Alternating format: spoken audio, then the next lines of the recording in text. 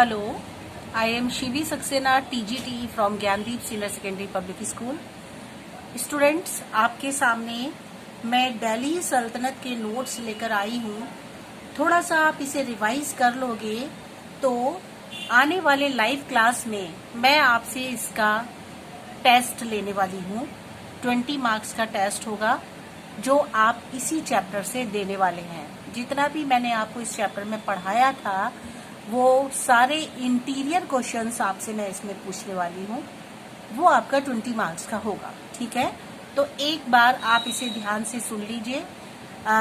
इसके बाद मैं इसका एक PDF आपके पास भेजूंगी जिससे कि आप अच्छे से इसको समझ लो, नोट कर लो, ठीक है।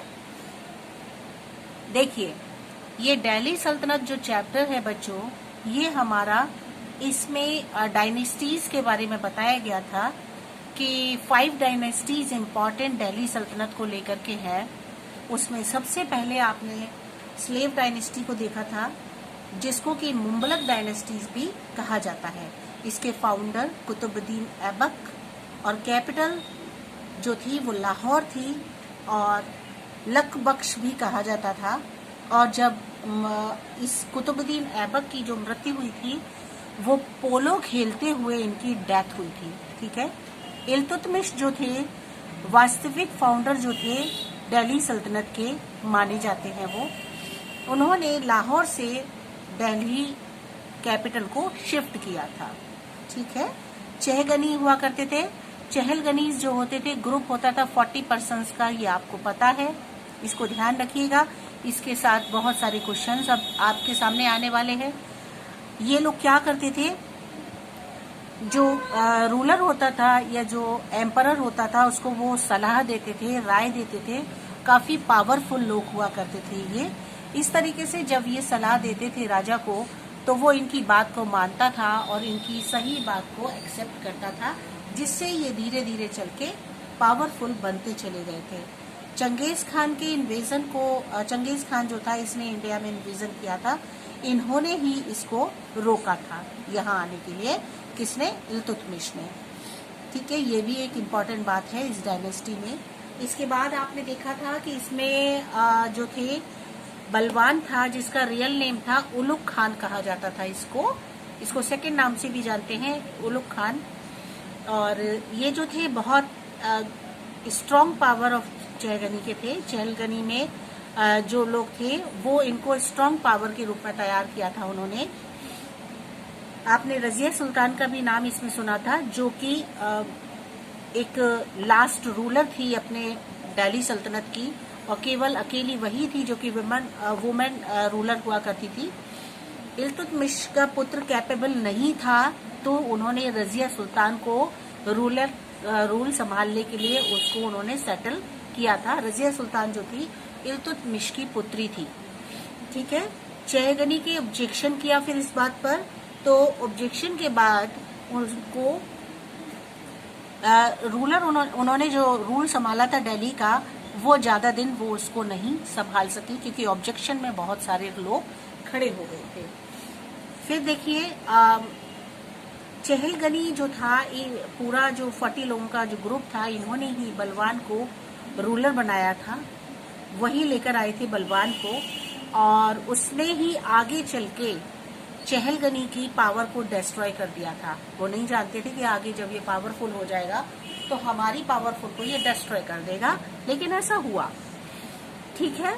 फिर इसके साथ साथ यहाँ पर जिले इलाही जिसको शेडो ऑफ गॉड इनको कहा जाता था।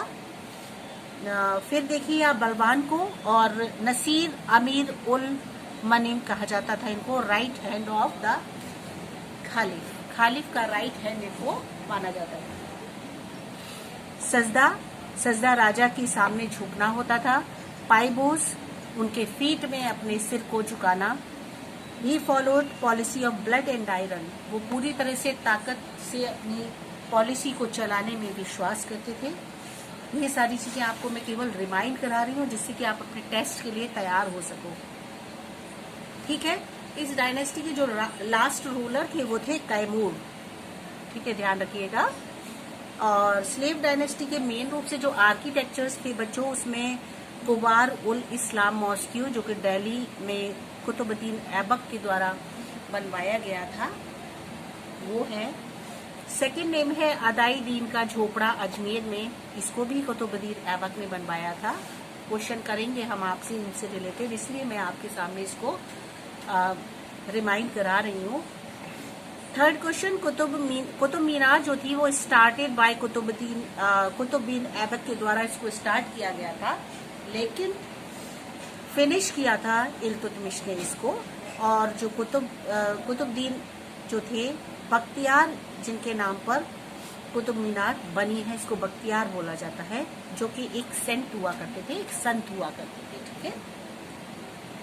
सेकेंड जो डायनेस्टी थी बच्चों वो थी खलजी डायनेस्टी, जो स्लेव डायनेस्टी के बाद में आई थी और तुगलक डायनेस्टी से पहले की। तो खलजी डायनेस्टी जो थी, इसके जलालुद्दीन खलजी जो थे इसके फाउंडर थे, और अलाउद्दीन खिलजी जो कि सन इन लॉ थे जलालुद्दीन खलजी के, वो भी इसमें शामिल थे। उन्होंने इस डायनेस्टी को चलाने में बहुत अपना योगदान दिया था। जनरल जो थे इस डायनेस्टी के वो थे मलिक काफूर। ठीक है। रूलर यादवास हसो को इन्होंने हराया था, इन सब लोगों को, और इस तरह से ये डायनेस्टी को आगे बढ़ाते ले गए थे इस तरीके से। फिर देखिए इसमें एक और इम्पॉर्टेंट चीज बताई थी बच्चों, कोर्ट पोइट इनके जो थे वो थे अमीर खुसरो, जिसे तुल ए हिंद कहा जाता था, पैरट ऑफ इंडिया। ठीक है, जो पोइट थे यहाँ के। इस समय में जोहर एक प्रथा थी जो चलती थी, पर जोहर का मतलब होता था जब युद्ध के लिए जाते थे योद्धा लोग, तब उनकी पत्नियां आग का एक कुंड बना लिया करती थी। जब उनके पति पता चलता था कि उनके पति की मृत्यु हो गई है तो वो उसमें कूद जाती थी। तो निजामुद्दीन औलिया के टाइम पीरियड में ये जो था प्रथा देखने के लिए मिली थी शुरू में। सिकंदर सेनी हुए थे, जिन्हें सेकंड अलेक्जेंडर भी कहा जाता था, वो इस समय में माने गए। फिर रिमूव्ड जमींदारी सिस्टम, इन्होंने क्या किया था, जमींदारी सिस्टम को खत्म किया था। ये आपको पता है ना, ये मैं आपको समझा चुकी हूँ। जमींदारी सिस्टम क्या होता था, जो जमींदार लोग थे वो जो पीजेंट्स थे, जो फार्मर्स थे, उनसे कर्ज लेते थे और बहुत मात्रा में कर्ज लेते थे। उनकी कैपेबिलिटी नहीं होती थी, लेकिन फिर भी वो उनसे उसको लिया करते थे, जिससे कि ये जमींदारी सिस्टम जो था ये बहुत ही ज्यादा लोगों को परेशान करता था, नहीं दे पाते थे लोग। तो उसको इन्होंने खत्म किया था, बड़ा काम किया था, अच्छा काम किया था, लोगों के फेवर में काम किया था। एडमिनिस्ट्रेशन रिफॉर्म्स जो थे, उन्होंने he issued 4 ordinances to curb the power of the nobles. उन्होंने 4 ऐसे इशू किए थे पावर, जिससे कि जो नोबल्स थे उनकी, कहने का मतलब जो चहलगनी थे, उनकी पावर को खत्म किया जा सके। ठीक है। तो उन्होंने सबसे पहले confiscation of land given as granted, उन्होंने इसको जो लोगों को जमीन को लेकर के उनको कर्ज दिया जाता था, लिया जाता था, लोग नहीं दे पाते थे, फिर भी उसको उन्होंने रिमूव करने की कोशिश की। इम्प्रूवमेंट ऑफ स्पाई सिस्टम, मतलब जासूसी का जो सिस्टम होता था उसको उन्होंने इम्प्रूव किया। और बेल लगाया उन्होंने अल्कोहल पर और गैम्बलिंग पर। फिर 4th पॉइंट में उन्होंने nobles could not gather as और मैरी इंटरनली विदाउट परमिशन। जो नोबल्स थे, जो चहलगनीज थे, वो बिना परमिशन के मैरिज नहीं कर सकते थे आपस में, और ग्रुप बना करके भी वो कहीं पर बिना परमिशन के एक साथ नहीं जुड़ सकते थे। After this point, we come on the 5th point. He fixed the price of goods and made market for the transaction. ये बहुत अच्छा इन्होंने काम किया था कि मार्केट में जो भी सामान होता था, मटेरियल होता था, गुड्स होता था, उसका उन्होंने फिक्स प्राइस कर दिया था, जिससे कि लोग परेशान ना हो और एक फिक्स प्राइस को उन्हें देना पड़े, ना किसी से ज्यादा लिया जा सके, ना ही किसी से कम लिया जा सके। तो उन्होंने ऐसा किया था। नेक्स्ट पॉइंट था उनका कि इन्होंने दाग एंड चेहरा were introduced for identification of man and horse of army. कहने का मतलब बच्चों ये था कि जो आदमी लोग हुआ करते थे, जो हॉर्स हुआ करते थे, आर्मी के आदमी हुआ करते थे, उन लोगों के लिए चेहरा, मतलब उनके चेहरे पर एक आइडेंटिटी बना दी जाती थी कि ये हमारे आर्मी के पर्सन हैं और इनसे हमारा युद्ध चलता है, वो अलग से पहचाने जा सके। उन्होंने ऐसा आदमियों के लिए बनाया था और हॉर्सेस के लिए डार्क सिस्टम बनाया था कि उनके कहीं भी फेस पर या हाथ पर, पैरों पर कुछ ऐसा सिंबल बना दिया जाता था जिससे कि वो पहचान में आते थे कि ये नेवी के हॉर्स हैं और ये अलग से पहचाने जा सकते हैं। तो इन्होंने ये बहुत सारे बहुत अच्छे एडमिनिस्ट्रेशन सिस्टम बनाए थे और इस तरीके से बहुत कुछ अच्छा किया था इन्होंने। फिर आगे हम और बढ़े थे तो हमने देखा था कि आर्किटेक्चर क्या था इस समय का। तो अलाउद्दीन खिलजी बिल्ड, इन्होंने बहुत सारी चीजें बनाई थी, जैसे कि अलाई दरवाजा दिल्ली का उन्होंने बनवाया था, जमीर खाना मॉस्को बनवाया था, अलाई मीनार बनवाया था, कुतुब कॉम्प्लेक्स जो कि कुतुब मीनार के पास ही है, उसी के चारों ओर बना हुआ है, वो उन्होंने बनवाया। और इस समय के जो लास्ट रूलर थे बच्चों, वो थे खुराओ खान। ठीक है, ये इंपॉर्टेंट नाम है, इसको आपको ध्यान रखना है क्योंकि इससे रिलेटेड क्वेश्चन आपसे पूछे जाएंगे, इसलिए इन चीजों का ध्यान रखना बहुत जरूरी है। अब आ गए थे बच्चों हम लोग तुगलक डायनेस्टी पर, जो कि खिलजी डायनेस्टी के बाद का है और सैयद डायनेस्टी से पहले का है। तो इसके फाउंडर थे Ghiyasuddin Tughlaq, first ruler for irrigation work by sultan. ये जो थे, इन्होंने, ये पहला ऐसा रूलर था जिसने कि इरिगेशन को लेकर के बड़े काम किए, जिससे कि उसको हमारी जमीन इरिगेशन के योग्य बन सके, कृषि के योग्य बन सके, इन्होंने किया था। इसके बाद फिर हम लोगों ने देखा था down due to collapse of wooden structure, इन्होंने लकड़ी के सामान के से बहुत सारे स्ट्रक्चर्स तैयार करवाए थे। मोहम्मद बिन तुगलक मैड किंग वाइज फूल, एक और बात थी, जो मोहम्मद बिन तुगलक थे, ये मैड किंग मतलब एक पागल राजा, वाइज फूल और बुद्धिमान मूर्ख कहे जाते थे। क्या वजह थी भाई इनको इस तरीके का टाइटल दिया गया? तो बच्चों वैसे तो आप पढ़ चुके हो, आप खुद समझ गए होंगे मेरे बोलने से पहले ही। Transferred his capital Delhi to Daulatabad, सबसे बड़ा इन्होंने गलत काम क्या किया था कि इन्होंने जो कैपिटल थी दिल्ली में, उसको उन्होंने दौलताबाद शिफ्ट किया था और वो जगह बहुत दूर थी, जिसको कि देवागिरी भी कहा जाता था साउथ में। लेकिन ये दिल्ली से इतना दूर था तो उन्होंने उसको पैदल वहां तक या घोड़ों से सवारी से जाकर के वहां तक पहुंचाना था पूरी पब्लिक को, जो कि इम्पॉसिबल था। लेकिन इन्होंने कोशिश की और इन्हें वापस लौटना पड़ा। वो इनका सबसे बड़ा लाइफ का बेकार काम था। Second, introduction of token currency bronze coins, और उन्होंने एक सेकेंड काम क्या किया था कि उन्होंने टोकन करेंसी बनाई थी, जो कि आगे चल के उसकी लोगों ने नकल बना ली थी सिल्वर कॉइन्स के रूप में, फिर जाकर के ये भी फेल हो गई थी। नेक्स्ट देखिए इन्होंने क्या किया, इंक्रीज्ड टैक्स इन टोम रीजन टू फील्ड्स, इन्होंने टैक्स लगाना शुरू कर दिया था जो कि सही नहीं था, फील्ड्स के ऊपर इंक्रीज कर दिया था, उसको बढ़ा दिया था, वो भी लोगों को पसंद नहीं आया था। और इसके बाद फिर उन्होंने gathered and used army of expedition and then disbanded, ठीक है, इन्होंने क्या किया, बहुत बड़ी बड़ी आर्मीज तैयार करना शुरू कर दिया, उसके लिए बहुत ढेरों पैसा खर्च करना शुरू कर दिया, जिससे कि पैसे की भी अनवांटेड उन्होंने चीजों को एकत्रित करना शुरू कर दिया, जिससे कि मनी का वेस्टेज होने लगा।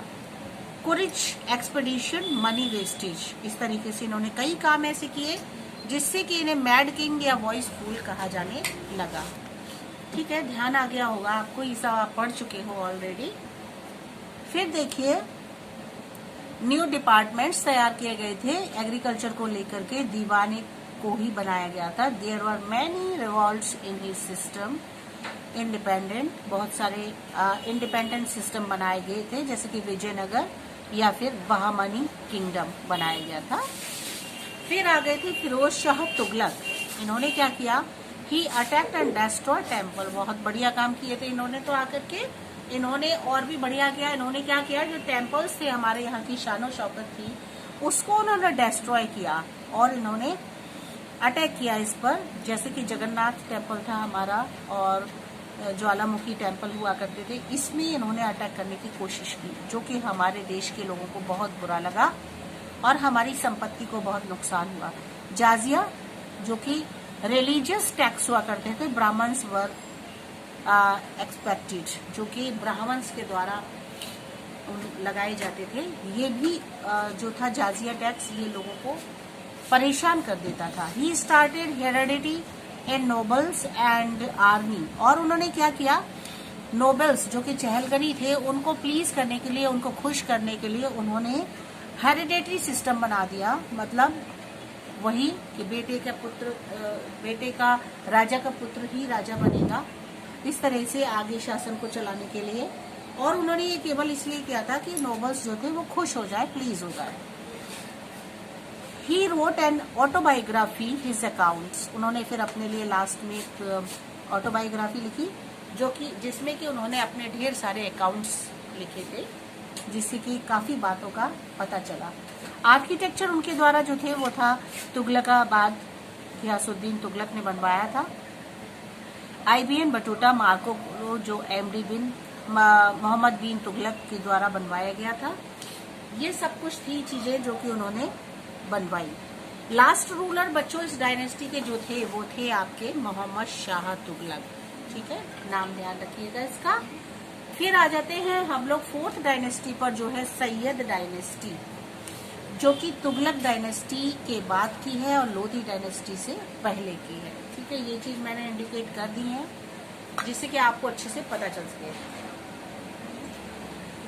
तो बच्चों सैयद डायनेस्टी जो थी ये तैमूर इनका इन्वेंशन था इसमें, और तुर्किश जनरल था जो 1398 से लेकर के 1399 तक चला था ये। और जो मंगोलिया से चंगेज खान आए थे उनके द्वारा बनाया गया था। Mohammad Shah Tughlaq last ruler of this dynasty, वो इसकी बात कर रहे हैं, ठीक है। ही मर्सीलेसली प्लंडर दिल्ली, वो उनके अंदर जरा भी दया नहीं थी, मर्सीलेस था वो पर्सन। ही अपॉइंटेड पंजाब खिजिर खान, उन्होंने पंजाब से खिजिर खान को बुलाने की कोशिश की थी, उनको अपॉइंट किया था। फाउंडर ऑफ सैयद डायनेस्टी, जो फाउंडर थे सैयद डायनेस्टी वो थे खिजिर खान, जो कि पंजाब से आए थे, जिसको बुलाया था इन्होंने तैमूर ने। तैमूर के बुलाने से सैयद डायनेस्टी को चलाने के लिए खिजिर खान आए थे पंजाब से, और वो फिर फाउंडर बन गए थे इस डायनेस्टी के। He founded Sayyid dynasty and capture Delhi in 1414, ठीक है। वो उन्होंने सैयद डायनेस्टी को फाउंड किया, बनाया, और उन्होंने दिल्ली को कैप्चर कर लिया 1414 में। खिजिर खान जो थे मुबारक शाह या मोहम्मद शाह आलम शाह लास्ट रूलर थे इस डायनेस्टी के। फिर तारीख के मुबारक शाह इन्होंने एक बुक लिखी जिसको कि इस डायनेस्टी में लिखी गई थी, जिसको लिखा था अहमद सिरमंद ने, ठीक है। इस तरीके से ये सब कुछ चलता रहा। थोड़ा ही है इस डायनेस्टी के बारे में, बहुत ज्यादा नहीं है। उसके बाद लोधी डायनेस्टी आ जाती है, जो कि आपकी सैयद डायनेस्टी के बाद की है, और इसके बाद फिर कोई भी डायनेस्टी नहीं बनी है, क्योंकि उस समय इसके बाद फिर बाबर आ गया था। और आपको मुगल एम्परर में आपने देखा कि बाबर ने फिर किस तरह से पानीपत के युद्ध में लोधी के साथ लड़ाई करके रूल कर लिया था दिल्ली के ऊपर, ठीक है। तो ये आपका चैप्टर यहाँ एंड हो जाता है। इसमें आपने देखा था कि बहलोल लोधी इसके फाउंडर हुआ करते थे, जो तुर्किश थे, अफगान नहीं थे, ठीक है। और सिकंदर लोधी जो थे वो फाउंडर बने थे, उन्होंने आगरा सिटी को बनवाया था और उसे अपनी कैपिटल बना लिया था, ठीक है। और मोती मस्जिद भी बनवाया था। Taj Mahal city establish by Sikandar, ठीक है। ताजमहल जो सिटी है वो सिकंदर के द्वारा बनवाया गया था। और गुलरुखी इन पर्शियन उन्होंने एक बुक लिखी थी। इब्राहिम लोधी जो थे वो लास्ट रूलर थे इस डायनेस्टी के। बाबर डिफीटेड इब्राहिम लोधी, ठीक है। 1526 में फिर बाबर आता है और बाबर इब्राहिम लोधी को डिफीट करता है। उससे पहले वो थोड़ा सा राज्य कर पाता है दिल्ली पर। लेकिन फिर बाबर के आने की वजह से फिर वो उससे डिफीट हो जाता है और उसका राज्य खत्म हो जाता है, जो कि फर्स्ट बैटल हुआ करता था पानीपत का। ठीक है, मैंने आपको बताया था पानीपत पे युद्ध हुआ था, वहां पर बहुत बड़ा सा फील्ड था, जिस फील्ड में युद्ध हुआ था पानीपत में, और उसमें बाबर जीत गए थे और जो लोधी था वो हार चुका था। Daulat Khan Lodhi invited Babur for and he establish Mughal empire. तो इस तरीके से बाबर के आने के बाद जो मुगल एम्पायर था वो स्टार्ट हो गया। ठीक है, जो कि गवर्नर हुआ करते थे पंजाब के, दौलत खान लोधी। तो इस तरह से आपका चैप्टर, तो बच्चों इस तरीके से आपका ये जो चैप्टर है यहाँ पर फिनिश हो गया है। आप इसको रिवाइज कर लीजिएगा। मैं पीडीएफ के रूप में ये सारे पेजेस आपके पास पहुंचाने वाली हूँ, ये मैं आपको दे दूंगी और आप इससे तैयारी कर लीजिएगा। और लाइव क्लास में आपका इससे रिलेटेड मैं टेस्ट लेने वाली हूँ जो 20 मार्क्स का होगा। आप बहुत अच्छे से तैयारी करेंगे। Okay students, bye bye.